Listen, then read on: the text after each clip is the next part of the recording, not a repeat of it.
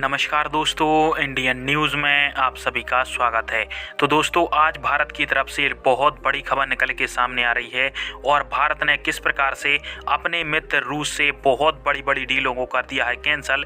इस वीडियो के माध्यम से आपको बताऊंगा और साथ में क्या प्रॉब्लम हुई है जिसके कारण से भारत ने रूस से डील कैंसिल की है यह भी बताऊंगा। तो चलिए वीडियो को स्टार्ट करते हैं। तो दोस्तों, पिछले कुछ सालों में जो रूसी हथियार हैं वो भारत के लिए भस्मासुर साबित हो रहे हैं और इसमें भारत ने अपने ना जाने कितने काबिल पायलट और बड़ी हस्तियों को खो दिया है, जिसके चलते भारत का जो भरोसा है वो रूसी हथियारों से उठ चुका है। और स्पेशली तौर पर जो हेलीकॉप्टर हैं रूस के, उनको तो अब भारत कतई नहीं खरीदना चाहता और इसलिए भारत के जो रक्षा मंत्रालय है उसकी तरफ से रूस से जो हेलीकॉप्टर लिए जाने थे जिनका नाम था केमॉफ 226T, इस हेलीकॉप्टर की डील को रूस से रद्द कर दिया है और इस डील के तहत भारत रूस से 60 की संख्या में एक केमॉफ 226T नाम की हेलीकॉप्टर लेने वाला था। और अब इन हेलीकॉप्टरों की बजाय भारत इमरजेंसी बेसिस पर HAL से 50 हेलीकॉप्टर पर ईयर के हिसाब से लाइट यूटिलिटी हेलीकॉप्टर खरीदेगा। और दोस्तों, जो दूसरी डील है वो है इग्ला मिसाइल को लेकर और इस डील के तहत भारत रूस से 500 की संख्या में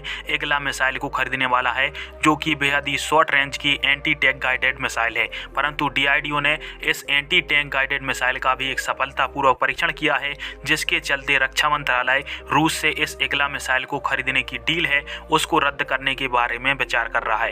और भविष्य में ऐसा हो सकता है कि DRDO से ही भारत ये मिसाइलें खरीदे, ना कि रूस से। और रूस की इस इग्ला मिसाइल की जो डील है जिसके तहत 5000 मिसाइलें भारत को मिल रही हैं, वो डील कैंसिल हो जाए। और दोस्तों, जो तीसरी और सबसे अहम डील रद्द हुई है वो है लाइट वेटेड टैंक की और इसके तहत भारत 350 की संख्या में रूस से उसके 2S25 स्प्रोट ST नाम के टैंक को खरीदने वाला था, जिनका वजन 25 टन से कम है और इन टैंकों का उपयोग भारत के द्वारा पहाड़ी इलाकों पर किया जाना था। और अब रक्षा मंत्रालय की तरफ से इन 350 टैंकों की खरीदी पर एक बार फिर से विचार किया जा रहा है और हो सकता है कि इन टैंकों की खरीदी पर भी रोक लगा दी जाए।